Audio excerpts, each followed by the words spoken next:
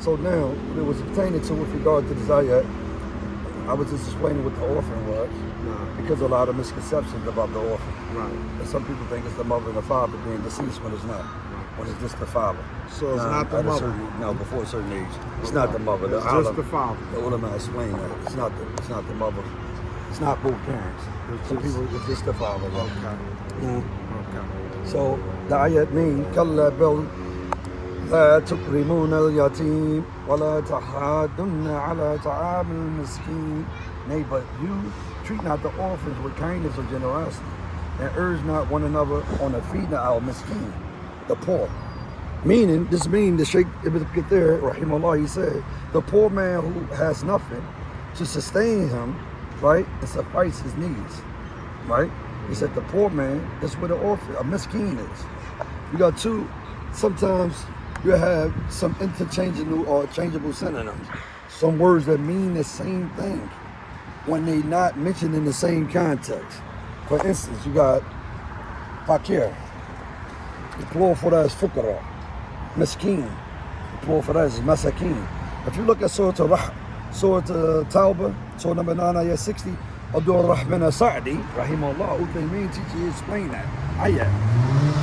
He mentioned both of them, fakir, fuqara, and he mentioned miskin, masakin. He mentioned both of them in plural form in an ayah.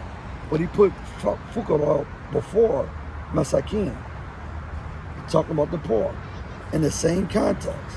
When they mention together, they take on their own individual meaning. So now, the reason why he mentioned fuqara and then he mentioned masakin right after, when Allah mentions something, he mentioned that which is most important in degree, the scholars say, then he mentioned that which is less priority or less in degree. So he mentioned fuqara because they are poorer than the masakin first. Therefore, anytime you see a fuqara is mentioned by itself or masakin, it will cover the meaning of the other. It's like Islam and Iman. If you mention Islam and Iman is not in the same context, it covers the meaning of Iman. Okay. And if you mention Iman by itself, without Islam, it covers the meaning of Islam.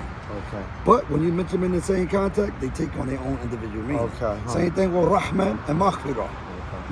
Same thing with and Ma'rifah. Knowledge and A'rif. Both mean they both mean acknowledgement and knowledge. But when they mention in the same, one is of old.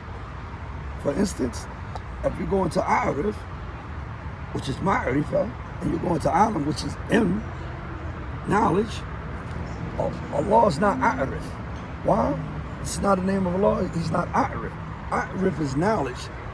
It's superseded by ignorance. It happened to come upon a person by them studying and gaining it. Is that which is of old. It's not superseded by ignorance. That belongs to Allah. It was always there. So that's the difference that the alim explained between the two. But when they mention in the by themselves, it covers the meaning of the other. But when they mention in the same context, it take on their own individual meaning. So they all called interchangeable synonyms.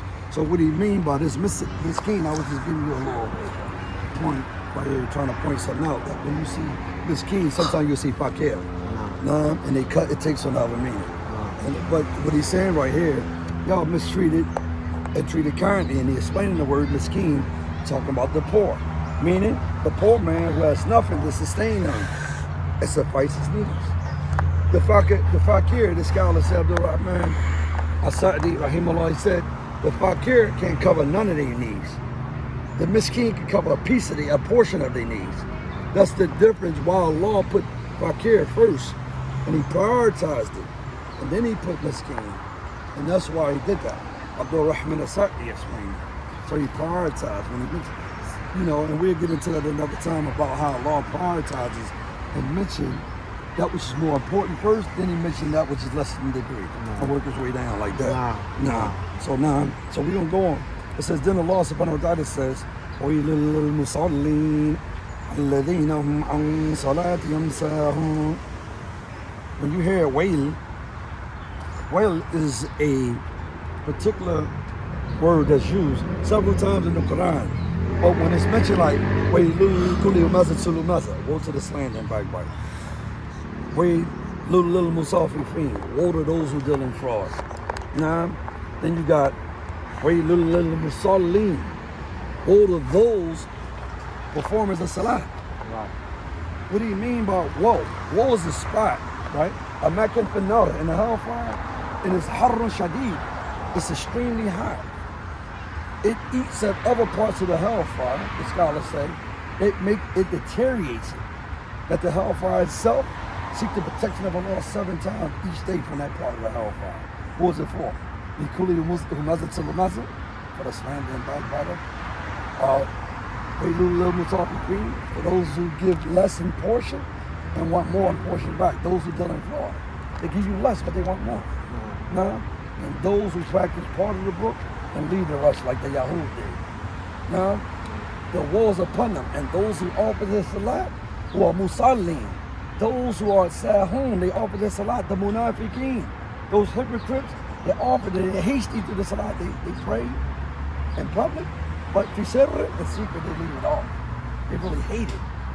Now, what do you say? It says, in the 5th Nawaqidul Islam, the time is up. What you say? I was just saying, we have 6 minutes. Oh yeah, that's too much. So I'm gonna stop, right? But